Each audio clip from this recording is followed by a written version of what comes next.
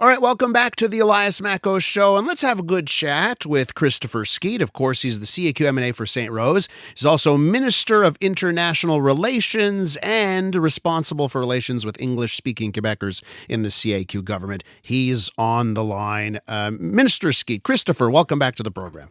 Thanks for having me, Elias. So we have a lot to get to. First things first, I actually want to talk about a subject. When you were still responsible for economic dossiers, you were really at the forefront of these pilot projects in various Quebec regions on store opening hours. We learned this week that pilot project will be expanded in a big way for merchants, for businesses on weekends here. Why don't I just get your 2 cents on that? As someone that really was at the forefront of this, what do you make of the decision this week to expand that project? Yeah, my colleague Samuel Poulin, who took over from me in the economy file, really pushed the envelope a little bit further. It's great news. The real question, Elias, is it really government's job to tell businesses when to open, And the good news is the government has a lot to do. There are some things that we are good at doing, some things that we're less good at doing. I think we should focus on what people want us to do.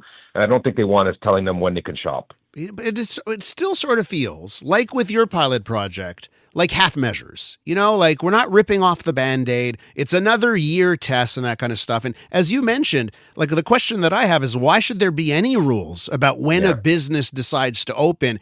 It sort of seems like your party needs a bit of a rejig where you're a little bit more forceful in how you do things. So why not pull off the bandage and just say businesses have at it? Well, we've proven in the past that we have the ability to be forceful when force is required. In this case, there isn't a consensus. Unfortunately, Elias, when I consulted with business groups and business interests, even they were thinking that it wasn't always a good idea. And even them, 50% of them, 60% of them would say, well, we're not sure. And so I think a pilot project really aims to resolve that issue, to show that the world doesn't end when we apply these measures and to show that it is a way forward. So a pilot project's value is in that ability to test and make sure that people get a sense of what it looks like.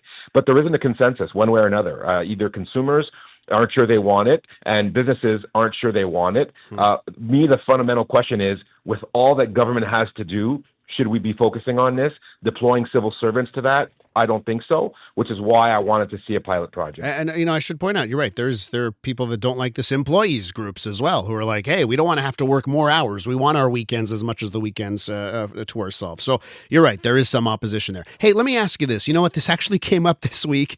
And another thing that you were so proud of, by the way, those contest rules where, where you're entering a contest and it says valid everywhere in the whole world except the province of Quebec, right? Yeah. Yesterday, I was doing my bracket for the World Baseball Classic, and it's a contest as well. It still has the clause valid to everyone in Canada, U.S., except for Quebec. What's the deal there, Christopher? Because I know you guys changed the law, but these companies still don't let us play the contests. Well, that onus belongs to the companies. What we've done is we've harmonized our processes so that they can do business in Quebec. Maybe because they don't feel like translating their website, maybe because they don't feel like having rules based in a civil code, but that's their decision. We've created the rules that allows them to do it. Before, the government was actually blocking these rules and making it so that they couldn't hold these contests. Now, if the companies decide that they don't want to conform to Quebec law, they can decide to opt out. So that's probably one of the reasons. If the website's not in French, they can't do the contest either. I'm just trying to get to the technicality here of why they wouldn't do it. Well, so for instance, if a business decides that they want to have a contest and they don't feel like having the rules translated into French, or they don't want to conform to the civil code, which is what we have in Quebec, those could be reasons why their lawyers say, hey, look, this is an issue. It complicates the reason for doing business in Quebec, and maybe that would be a reason for them not to choose to do so. But again, that has nothing to do with our regulations and whatnot. It has to do with their decision not to service Quebecers. Okay, I don't want to spend too much time on this one, but it does seem like it's going to be the same thing for these businesses. They don't want to translate. They don't want to deal with anything extra for Quebec, so they're just going to continue to not allow us to play these contests. I just want my contest, Mr. Skeete. I get it.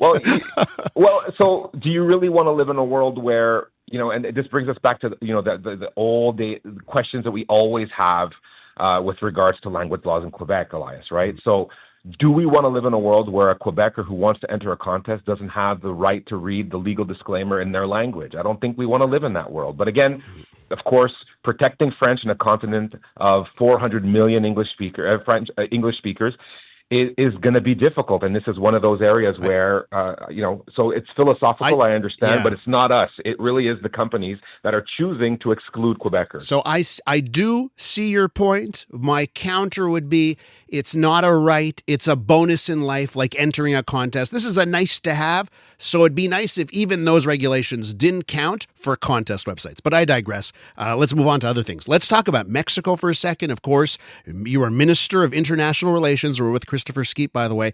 I know things are seemingly subsiding in Mexico. There are still the travel advisories in place, but things seem to be rather calm. How do you view the current state in Mexico? What's your advice for Quebecers? And tell me about the work you had to do over the last few days. Yeah, well, the situation was tenuous, and it's in movement and it's in flux. The good news is the airlines seem to be confident enough that they can ensure the security of their flights, which means people could get in and get out. This is already an improvement from before, where people for a couple of days didn't know whether they'd be able to leave. Elias, I've spent a lot of time going internationally, and we spent a lot of time talking with you and others that the world is changing. The world that we're going into is not the same world that we had a couple of years ago. And so this is one of those areas where we have to sort of adjust our expectations. It's going to be more difficult and require more personal responsibility when we do choose to travel.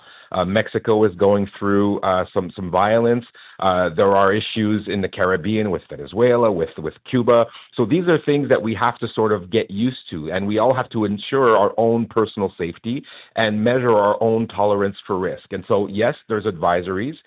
Some areas are not recommended. Some areas are not recommended, but they're at least limited in their scopes for safety and giving advisories. And so every person going on a vacation has to decide for themselves what their risk tolerance is. And I think this is new for us, right? We're not used to living in a world where we have to be extra careful about our personal security. Yeah, and as you bring up, it's not just one location right now where we've got these issues. What kind of work does the Quebec government do on that front? And obviously, you've got to coordinate with your colleagues in Ottawa on this kind of thing as well. And I heard from the Foreign Affairs Minister on that front this week. But when this kind of situation goes down, what is the kind of work that you're doing?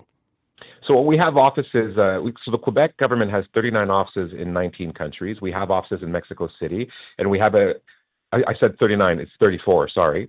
And we have all these offices, and these delegates are there to represent Quebec interests. We do economic development. We do assistance for businesses that want to do business overseas and help them establish their footprint. And in these types of situations, they are a point of reference for Quebecers to reach out to get assistance.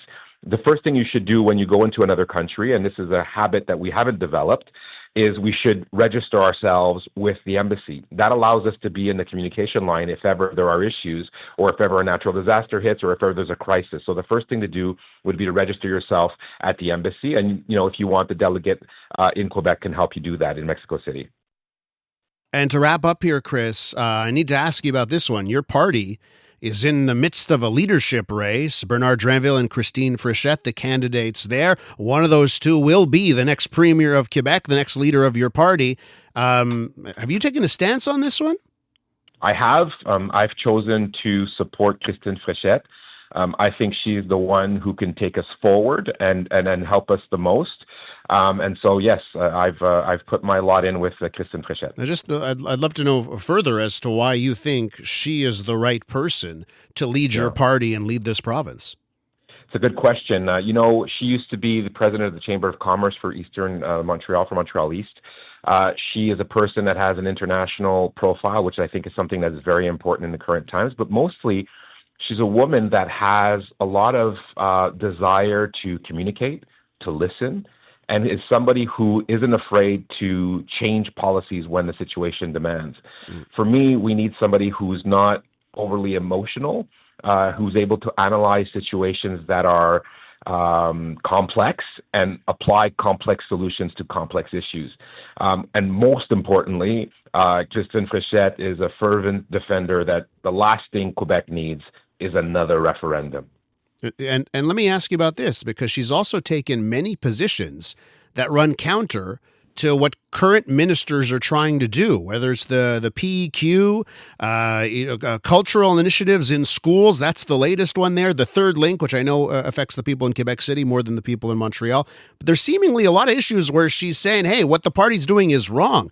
And you're supporting her. Is that a message that, hey, the party is going to shift significantly if she becomes the leader? Well, I think it's important that we listen to Quebecers. It's normal that Premier Legault had a vision. It's a vision that I support and supported in the past. And it's normal in a leadership race that we ask ourselves difficult questions. Listen, there's a reason why we're seeing a rise in the PQ. I don't think it's because people want another referendum. I think it's because people are disappointed with some of the decisions we've made. And after 7 years, that's a bit normal. And so this introspection that we're having inside of a leadership race is not only normal, but I think it's really good for democracy. And my hope is we can sort of address some of those issues that historically have irritated some people in Quebec communities. And my goal is to help us move forward in order to build a stronger, better Quebec in the face of a lot of international uncertainty. And I can't stress this enough. The next leader we choose, regardless of my leadership race within my party, but even in October of 2026, the next leader that we choose will inherit a world that is increasingly dysfunctional and increasingly in the need of strong moral, but also actual leadership. And I think we cannot underestimate the times that we live in, and we need the leaders that are going to help us pass through these moments. Christopher Skeete, the Minister for International Relations and the Francophonie. Thank you so much, Christopher, for coming on this morning. Appreciate it. I appreciate it, Elias. Take care.